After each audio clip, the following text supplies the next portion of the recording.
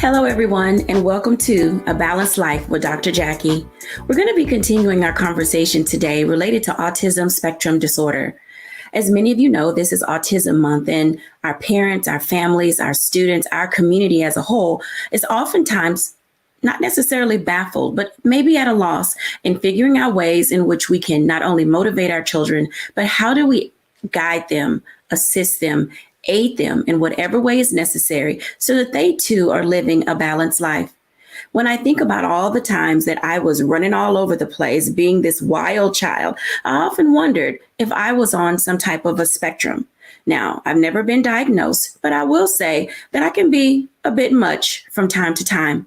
I think today, as we open up our conversation and dialogue with our guests, we'll have an opportunity to really explore what does it mean to have autism spectrum disorder. There is a wide range, a wide variety from ADD to ADHD to ODD to all of the DDs that are a part of this process, even with Tourette's being a part of it, anxiety, temper tantrums. So many things manifest themselves at different ages and stages of development in all of our lives. But one of the things that we can learn and discover is how to give ourselves grace and space to grow, to be nurtured, and to be developed. Today, our guests will bring us some insightful information that will allow us to meet the needs of those who have the need the greatest. We'll be talking to Charlotte Avery, Dr. Tierney, Stacey Owens, and Carlos Scott. Let's bring everybody in because I believe today we're going to sit in that space and in that seat where we're actually able to have a very robust conversation and dialogue with individuals who are working with students and parents who are having to find their way through what it means to live with autism. Welcome, everyone, to A Balanced Life. Hello, hello, hello. Hello, hello, hello. It's always great to see everyone. Let me tell you, since our last conversation related to autism, it really got me thinking, are we doing the best that we can to help people who live through this every day manage what they have to go through? And I want to start with Carlos. Carlos is our dad who is raising a teenage autistic son. Carlos, let me ask you this question. Share with the audience who you are, and then also, how are you raising a teenage boy? And what does that look like for you as a dad with an autistic son? Yes. Thank you, Dr. Jacquie, for having me. Yes, I'm Carlos Scott here in Atlanta. Professionally, I'm a PR marketing executive within Vision Marketing, Inc. And it is very challenging, to be perfectly honest, just trying to balance my son's schedule with his school because I'm a very hands-on father. I take him to school every day. I pick him up, and then I'm involved in all of his extracurricular activities. And at the same time, balancing my busy schedule, which as the country is now starting to pick back up, involves me getting back to traveling and having to be on set and having to, whatever the demands are for my schedule. And so I'm thankful to my circle, as they say.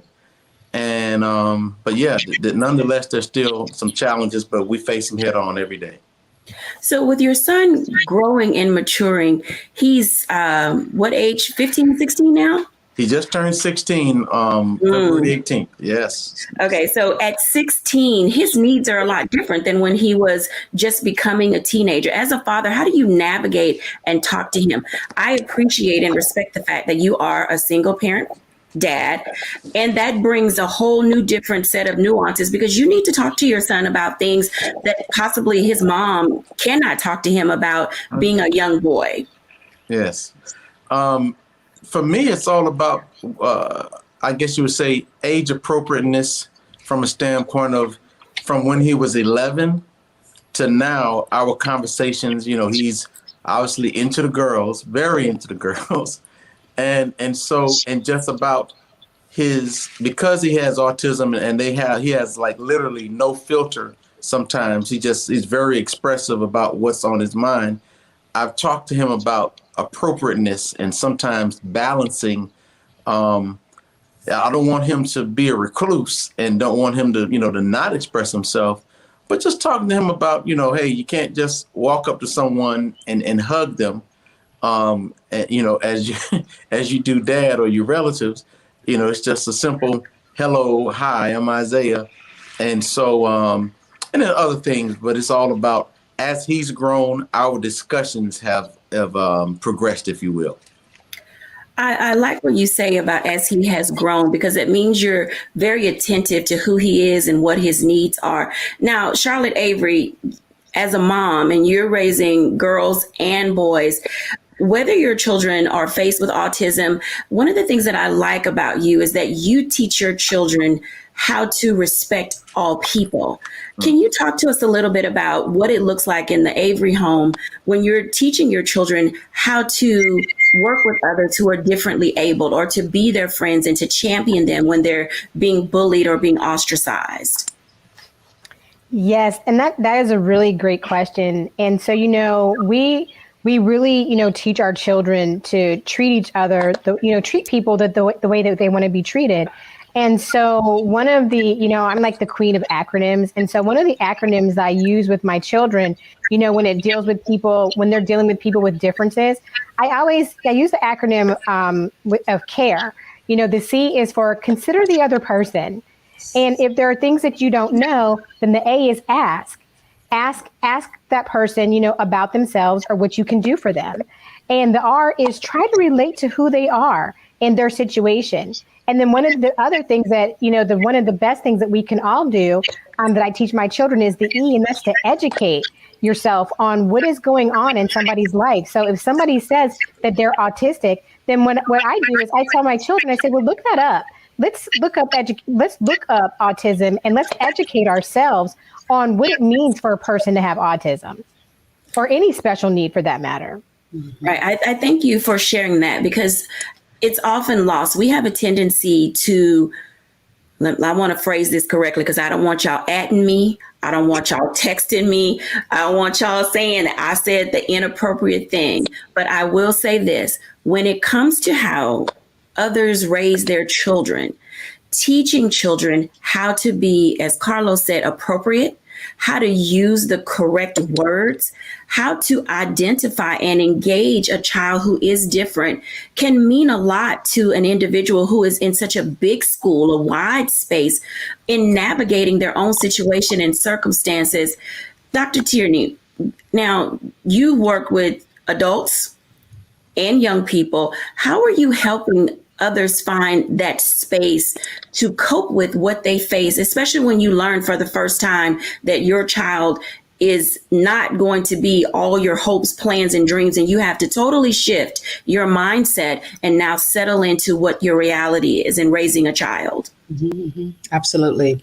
Well, in being a Christian-based coach, I always walk my clients right back to the word, and it just really comes down to the fact that God knows our plans, knows the plans. We don't always know exactly how God is moving, in the spaces that he invites us to, so while we may have had our expectation, that doesn't mean that things that are even more beautiful or even more blessed won't manifest. It may just come in a different package than what we were expecting. Often when you think about some of your biggest blessings, it often comes wrapped in a package that might look like a burden. It might look like something that is painful or unexpected. So the first thing that I do is help my clients to take the blinders off and say, hey, this might suck right now. It might not have come in the way that you ideally wanted it to. But that doesn't mean that it's still not good. That doesn't mean that Romans 8:28, all things work together for, our good, of those who love him and who are called, So the fact that you are the mother, the father, the auntie, the grandma, because it's not just, mom and dad, it takes a village, So if that child or that teenager is in your village, that means you have been called in some way to love, support, encourage, and be there for them, even if it may look a little different, than what we anticipated. I am so loving this conversation. And when we come back after the break, we're going to talk a little bit about a day in the life. Let me just tell you, life doesn't have to be perfect to be wonderful. When we come back after the break.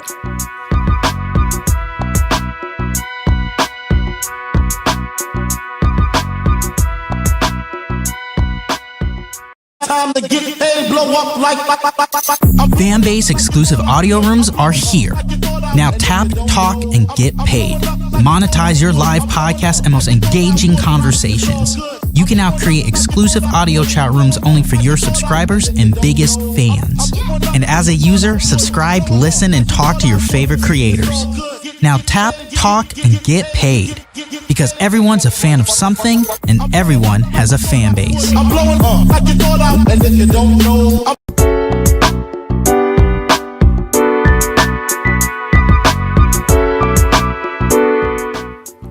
Welcome back, everyone, to A Balanced Life. And we're having such a stimulating conversation with Carlos, Charlotte, and Dr. Tierney.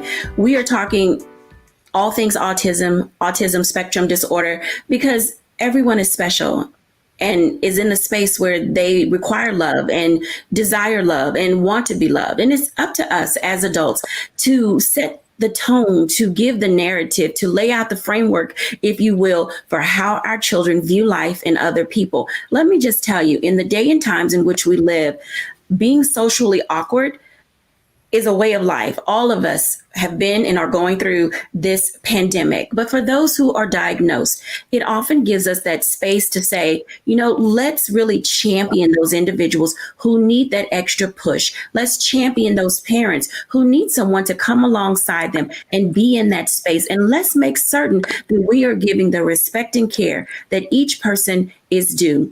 I want to talk now for just a moment to Charlotte and engage her a little bit more. Charlotte, before we, went out for break, was sharing with us her acronym as it related to care. And you said something that was very important, which was your A, which was ask. How do you teach your children to ask without disrespecting? Because oftentimes it's a delicate cakewalk when you want to know what's wrong with the kid or you see something that's a little odd. How do you teach your children to show the respect in the asking, whether it's the child or the adult? So, people say it's not what you say, it's how you say it. And, I have some children who are very straightforward. And so it's something that I have to work on with them, with a few of my children often. But I try to teach them to ask questions that are appropriate. And then my husband, he always, when they want to know something, he always asks, is that a soup question? And what that really means is, are you asking because you really want to know, or are you just asking because you want to be nosy? I mean, because if you want to know, then once you find out, what are you going to do to support that person? How are you going to be a part of their world and all that? So I just teach them, listen, be gentle and be kind and ask people questions in the way that you would want them to be asked. But don't just ask because you're just nosy. Ask because it's something that you want to be able to relate to be able to educate yourself about. And can you support this person and what their need might be? Wow. Supporting people in what their need might be. I love that. And shout out to Mr. Avery for, giving adults as well. Are we asking to be nosy, or are we asking to gain knowledge so that way we can do something constructive with the information that we currently have? Now, Charlotte, with your 7 little people, and you are now between 3 schools, elementary school, middle school, and high school. How do you navigate the things that your children bring to you when they're talking about their peers and they see someone being bullied who may be different? Give our parents some tips to help guide them in having constructive conversations with their own children. So, one thing that's really interesting is even in having children in 3 different schools, people say, if you see something, say something.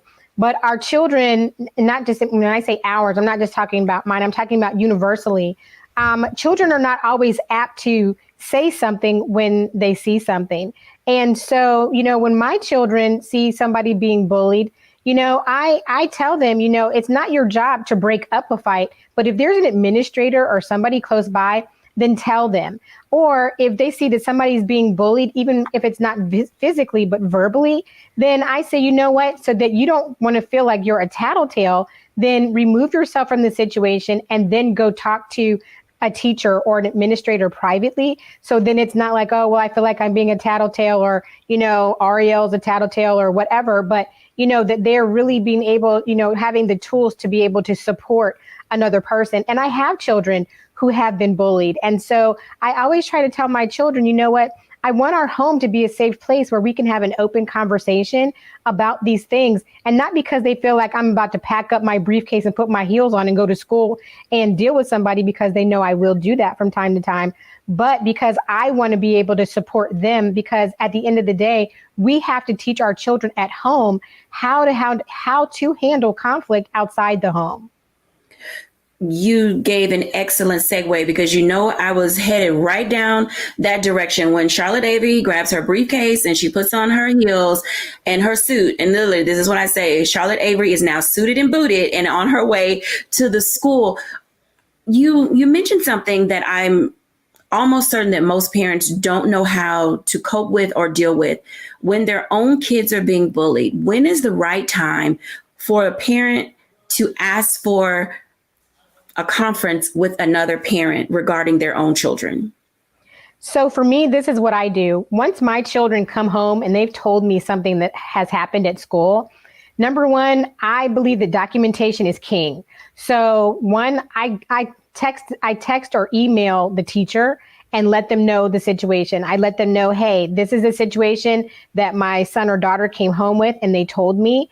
And I would really appreciate it if you would look into it. I'm not telling them how to do their job, but what I am telling them is I'm giving them an opportunity to know what happened so that they can handle it before I then do have to get suited and booted to come to school.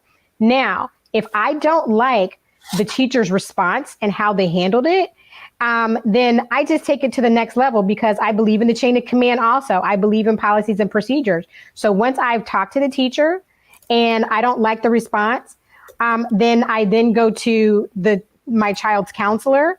And by then, like, I'm always CCing. So once I've talked to the teacher, now I'm talking to the counselor and I'm CCing the teacher. And then if I don't like how that plays out, then I take it to the principal, and I talk to the principal, I CC the counselor, and I CC the teacher, so that they know I'm following the chain of command. And so that the principal, because listen, before it gets to the principal, I've already done my due diligence and talking to whoever I needed to talk to before it went to the principal's office. And then by then, if all else fails and the principal hasn't responded properly and appropriately, the teacher hasn't, nor the counselor, now I'm going to the superintendent. And I think what happens is, as parents, we kind of get into this space where we're like, okay, these teachers are the educators, they're the administrators, so they might know more than me. But the reality of it is that we as parents have to protect our children.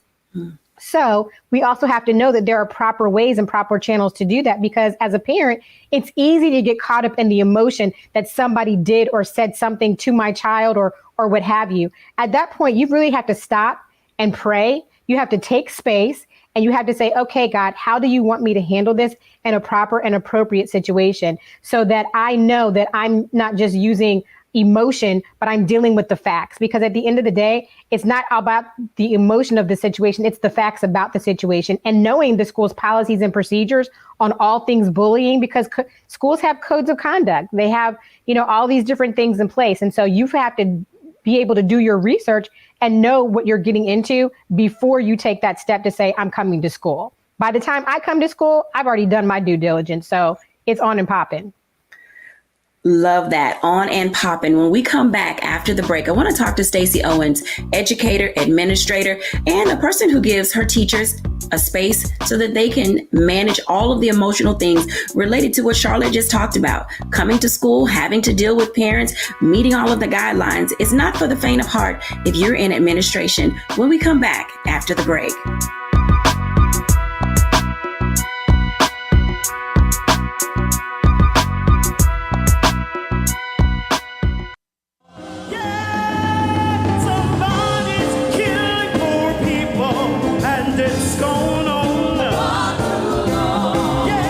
COVID happened, poor people were dying at a rate already of 800 people a day.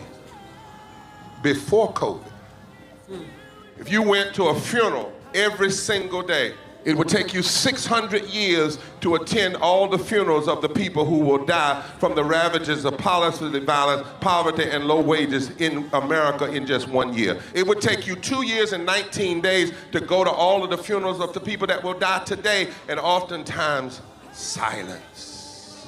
Nobody talks about this political genocide, but we are determined today to remember their death and be a resurrection of voting power and voice power like never before.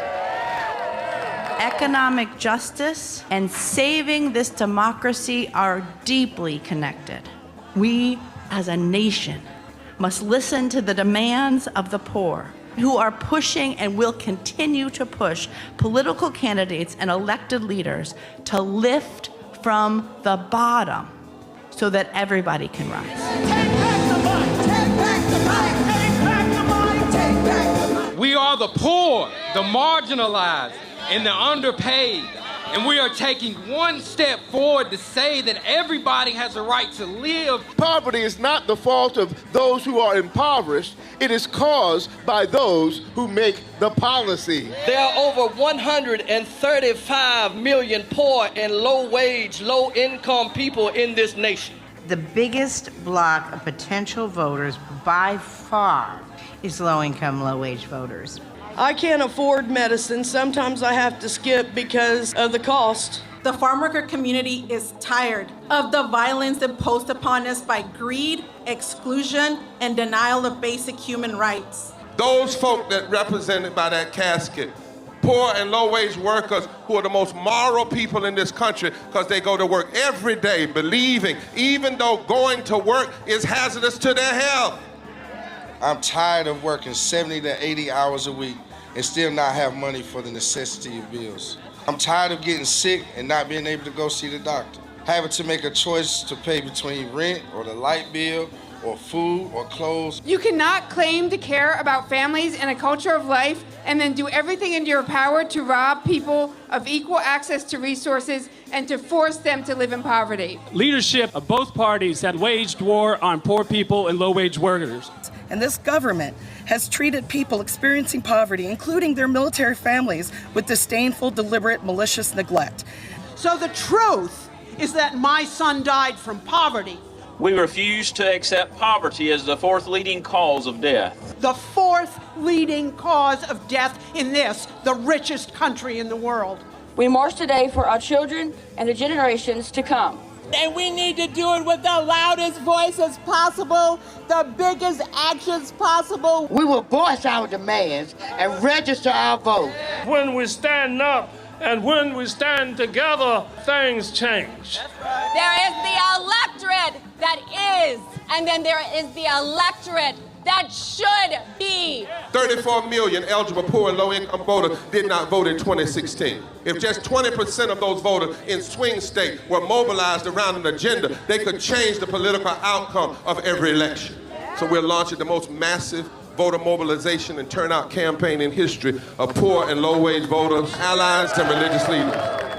People are dying, but we know it doesn't have to be this way. And so we are calling on everyone to join us in this Poor People's Campaign, a national call for more revival. We are here, we will be seen, we will be heard, and our power will be felt. We don't need to be an insurrection. We are a resurrection that will be felt across this country. Are you ready? Ready, ready, ready. We are a resurrection, and we are ready.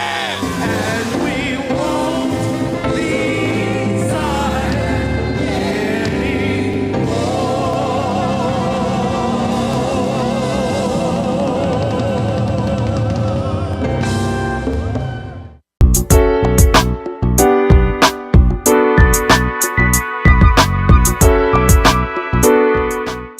Welcome back, everyone. I want to bring into our conversation Stacey Owens. This is a space where we are literally saying we have to talk about it all. We're laying everything on the table because when it comes to our children and the education and the care that they need, let's just face it, everybody, our children spend more time away from us than with us. We drop them off in the morning. They come back in the afternoon. Literally, our kids are at school like they're working a 9-to-5 job. Stacey, how's it going? It's going well. Good to see you again. Let me tell you, you are, for me, one of the most respected voices in this space because the work that you do with parents, with your own teachers, and with your kids at your school, sometimes I want to say it's revolutionary because not all districts think about it or talk about it or are doing it, especially as a charter. Talk to us about how you're managing what you do with your teachers, yourself, and your students when it comes to children that may be on the spectrum.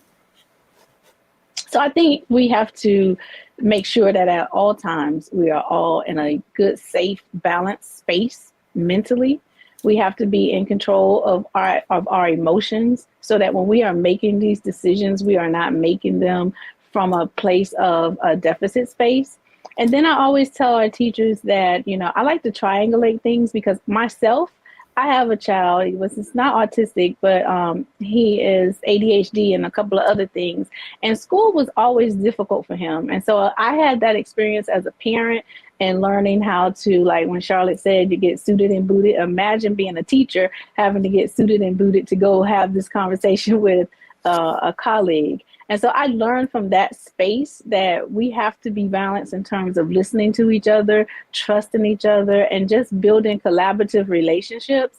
Never assume that any of the individuals that's coming to the table is coming from a deficit space, that we all care about what's best for the child. Sometimes we just need help in finding that balance and being able to communicate with each other.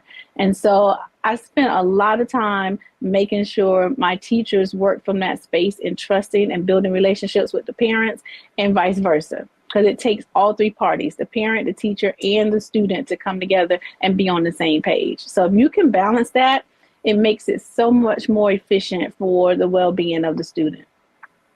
When you think about the well-being of your students, now you mentioned coming from a deficit, and I want to highlight that word because oftentimes there's bias attached to it. And there are also microaggressions when things are said, oh, they come from such and such neighborhood. Oh, their parents aren't married. Oh, they live with their grandparents. Oh, the kind of work that she does. And so oftentimes the bias that's attached to that, Stacey, is that a deficit that should come into play when communication? Because can the child get what they need if the leader is biased about the individual that is taking care of the child? We cannot have bias as part of the conversation. We have to have an awareness that we all carry some certain biases within us. So when I say we can't come from a space of deficit, it means that we have to think about what is good for the student, regardless of what the student brings to the table. It doesn't matter if you're from a single family home. It doesn't matter if you're in a poverty state. It doesn't matter. We're here for teaching and learning for all students. So it's one thing to have in our toolbox that information, but we cannot let that information be used in a way where it starts defining for us what kids can and cannot do. I've had some amazing students who were autistic, ADHD, whatever label that was given to them. And as long as we operated from the space that if we give them the support and the materials and the resources that they need, they can do just as well as other students at their ability level. So we have to treat all kids like they can learn and put systems and procedures and conversations in places that will operate for looking at each child as their unique self and then pulling out what's good within them.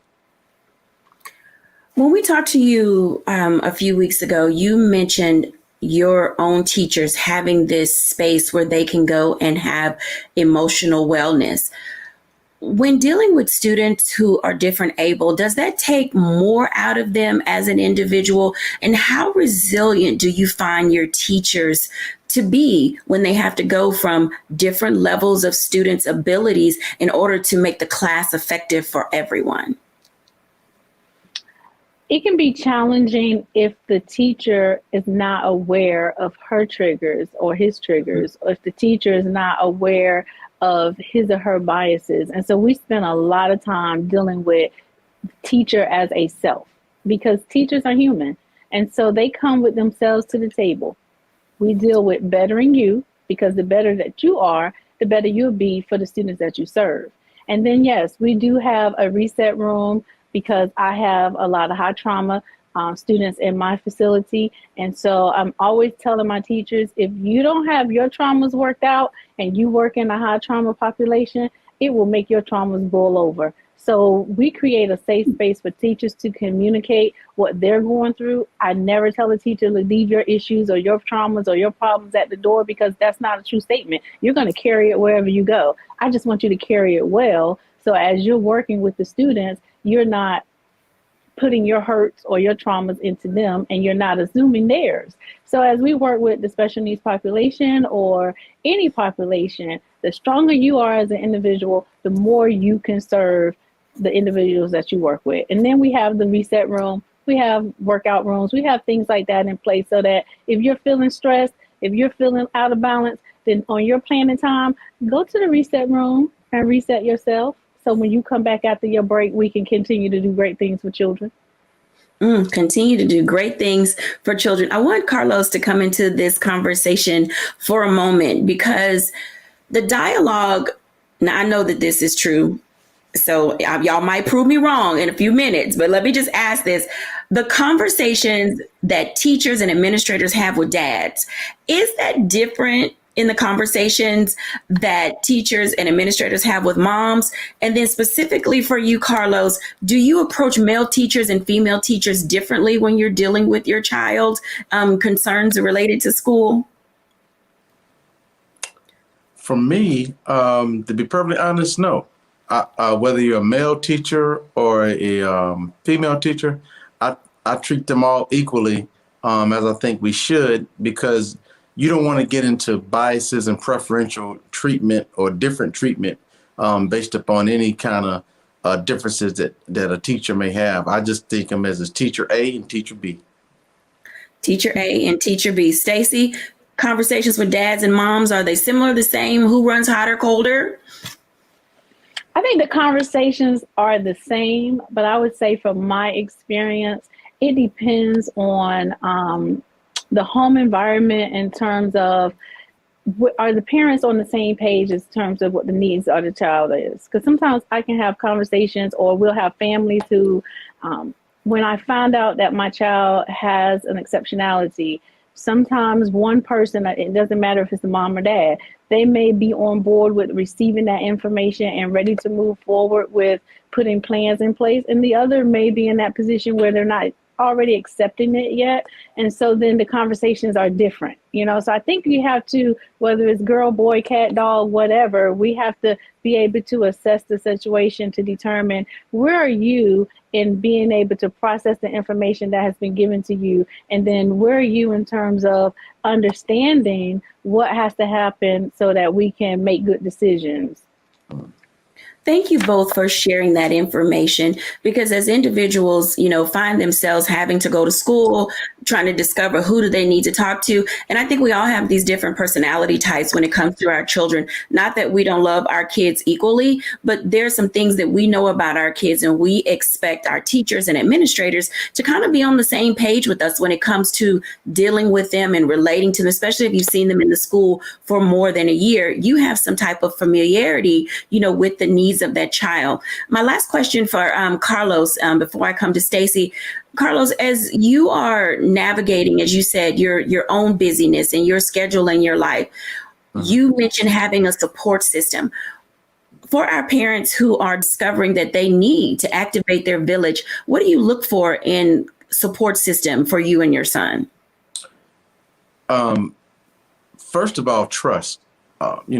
I have to be able to trust this person with my child. And for me, I'm blessed to have family here. I have my baby sister. She's here. I have several cousins, aunts, uncles. Then I have a long-term friend of the family who's been keeping him since he was in diapers. And so having that village, and at one time his mother lived in Atlanta as well. And so, but having that village, I can't even put a price tag to it, because as my schedule kind of rampens up, I need to lean on them more often than not. And so, and because he has such a great relationship with them, and he trusts them, and he looks forward to spending time with them and or their kids, that brings comfort to me to know that my child is not just being watched over, but he's in a loving environment where they understand his differences, but they don't treat him any different than they treat the other children.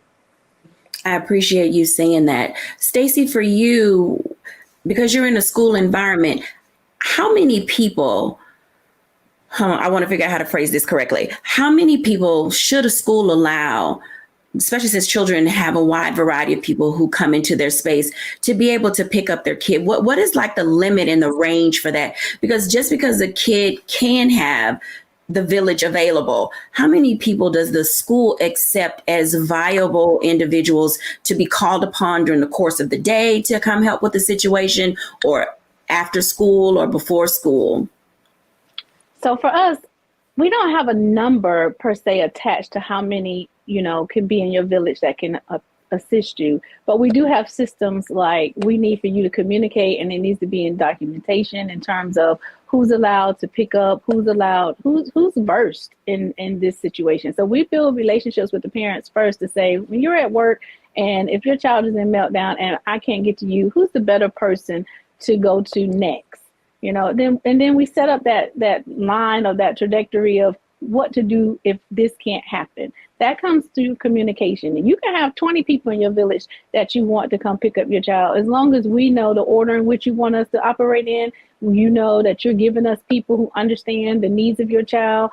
And then if we're seeing when you come and pick your child up, or we're seeing that as we're working with Aunt so-and-so, she's not getting the best response, then we have that conversation with parents and say, this is what we're seeing, and we work together. I don't want to tell you who to put in your village, but I do want to give feedback to you in terms of if that person is providing some support that's for the forward progression of your child. So we're small, so I can be that connected with my families. But we want you to have that village, and we want to be part of that village. Thank you both for sharing. When we come back after the break, as you can tell, the day in the life of a child requires everyone, all hands on deck, so that they can get the care that they need.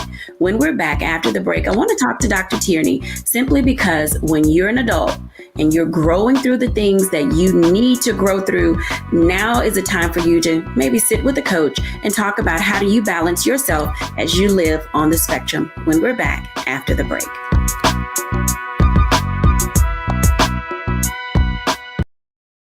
Hello, my brothers and sisters. This is Bishop William J. Barber II, co-chair of the Poor People's Campaign, a national call for moral revival, and president of Repairs of the Breach.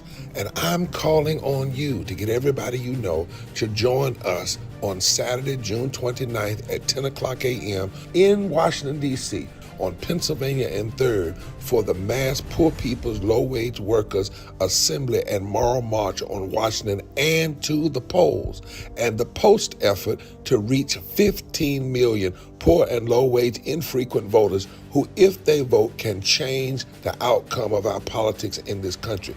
Our goal is to center the desires and the political policy agenda of poor and low-wage persons, along with moral religious leaders and advocates. Too often, poor and low-wage people are not talked about, even though in this country today there are 135 million poor and low-wage persons. There's not a state in this country now where poor and low-wage persons do not make up at least 30% of the electorate. It is time that the issues of poor and low-wage people be at the center of our politics. Living wages, health care, things that matter in the everyday lives. We will no longer allow poverty to be the fourth leading cause of death in this country. We must let our voices be heard.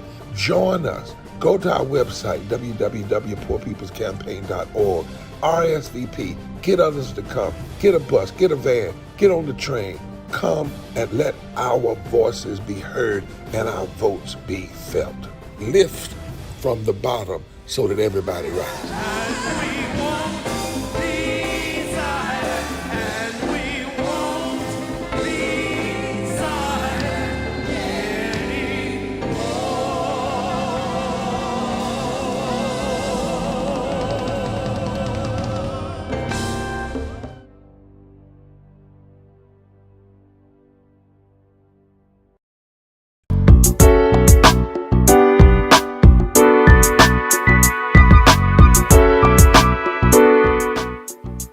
Welcome back, everybody. I want to give a conversation now with Dr. Tierney because she and I both are in that coaching space, and we are working with adults who, when they were children, found out they were on the spectrum, and they have goals, dreams, and aspirations, and we want to make certain that we're giving them an opportunity to live out those dreams. Hey, Dr. Tierney. Hey, Dr. Jacquie. How's it going? Great. It's going great. Great conversations. Amazing. Yeah, this conversation has me really thinking about our clients and the people that we work with on a regular basis. And I know that you've been a college professor and you work in that space. And then even as a coach, how do you navigate the young adult that is in that autism spectrum disorder space? Well, one of the things that I try to do just kind of out the gate for my clients that are, on the spectrum is to encourage them. And like Ms. Owens was just saying, once the school has really supported that student, to make sure that they know that they can accomplish anything that they want to, they're not limited, so making sure that that encouragement, is there.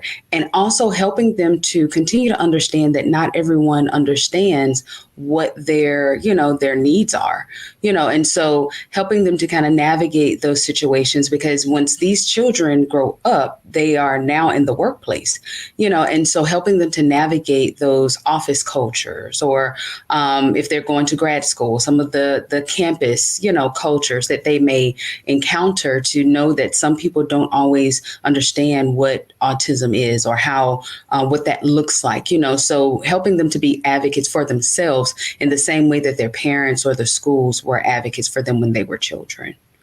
Advocacy. That's one of my favorite A words, because it gives us the ability to really explore how do you not only advocate for yourself, but then have people around you who can advocate for you as well. Now, we both come out of the higher ed academic background, and it allows us to really speak to this particular issue for parents who are out there who are saying, my kid is getting ready to go to college, and I've always been there for them. I have been their sounding board, their voice of reason, but now I need to go to campus. I need to really see. Now, this is tricky. I'm gonna say that this is tricky because usually when a child turns 18, some laws are enacted where a child is not able to, have their parent involved. So parents want to make certain that they're talking to the dean of students, that they're talking to student government, that they have rapport with the college vice president and the chair of those departments, so that somebody knows what's happening with the child.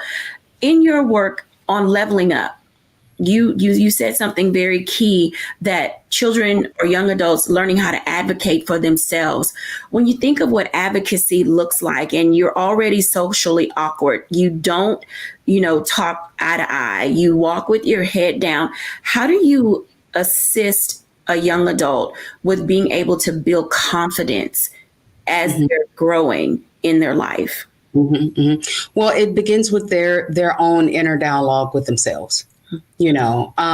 So when they don't see that wherever they fall on the spectrum, when they don't see that as a hindrance, when they don't see it as a crutch, when they don't see it as a roadblock that says, okay, I can or I won't, instead they see that as just, I'm just different.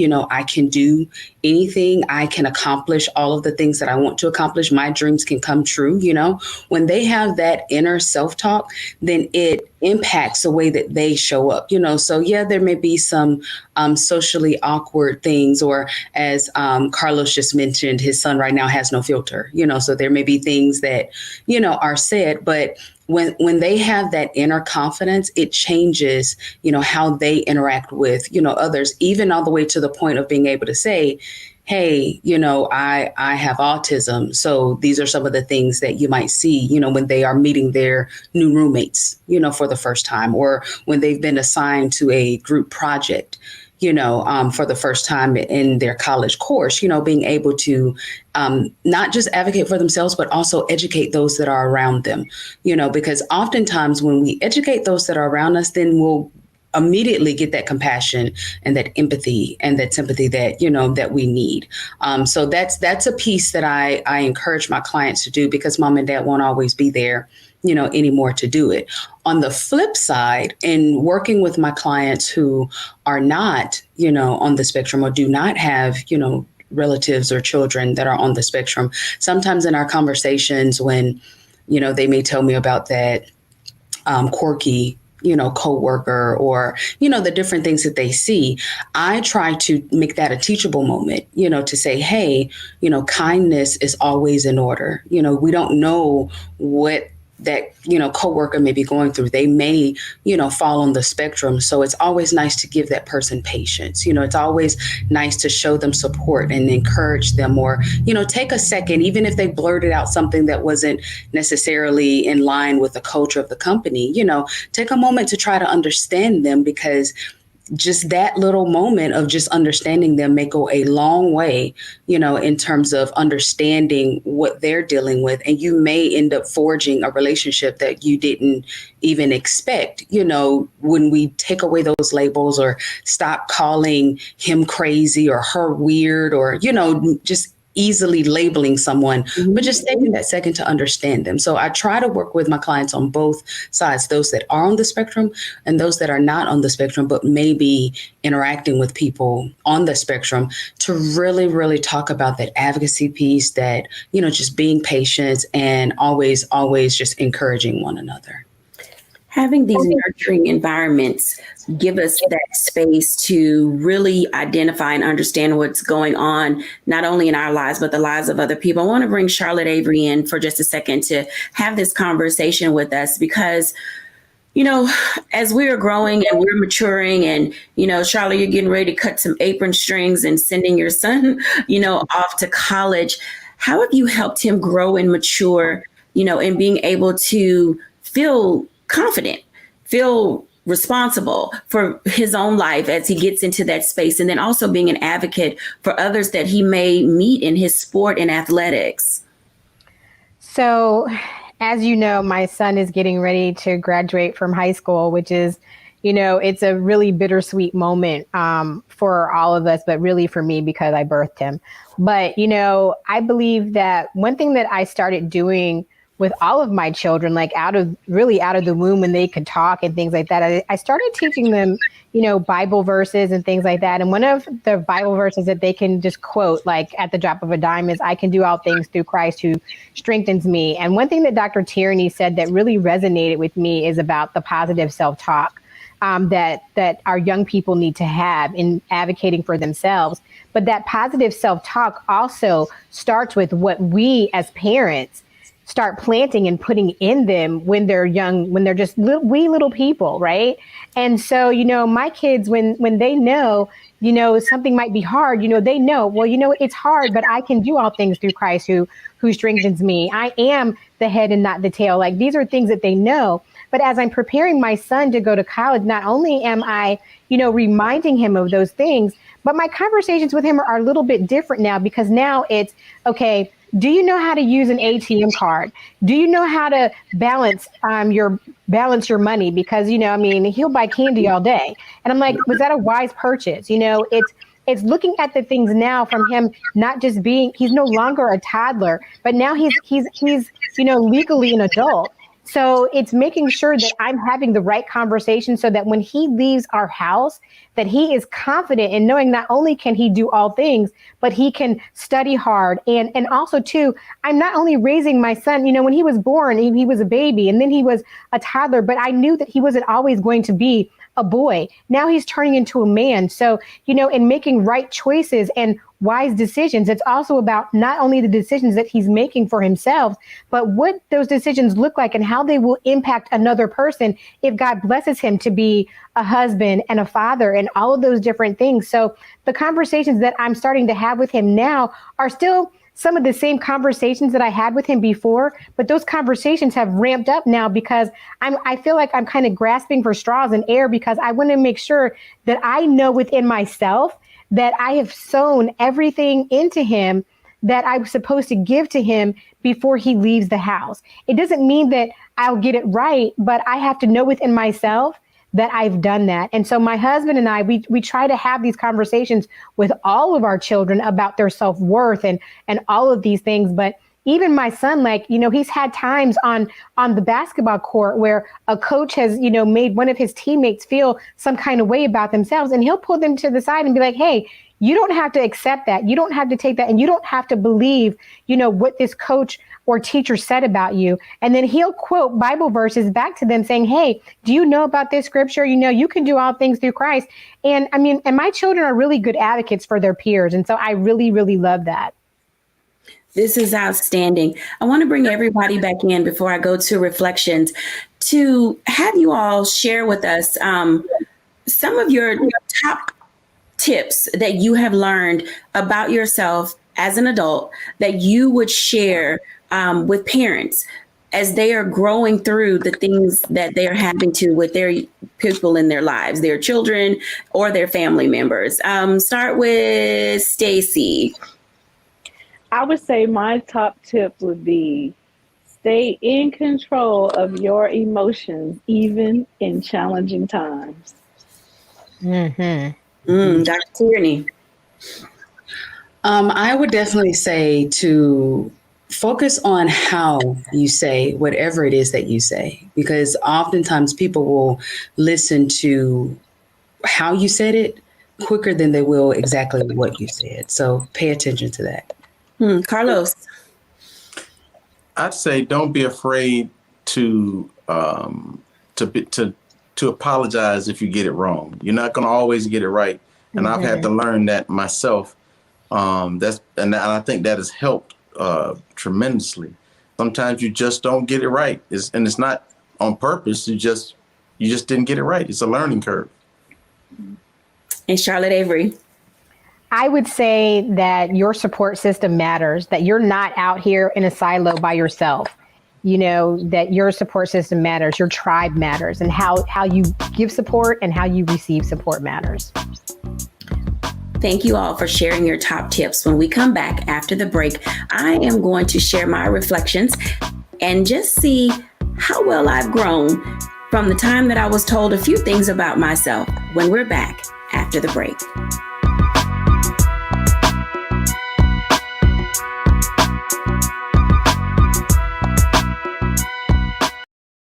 Time to get paid, blow up like Fanbase exclusive audio rooms are here.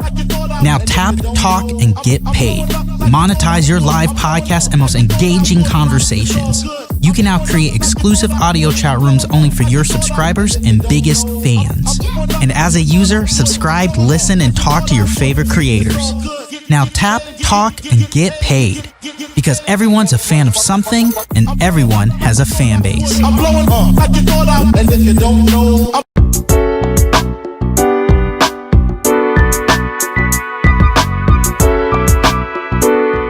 Thank you, everybody, for watching today, A Balanced Life with Dr. Jacquie.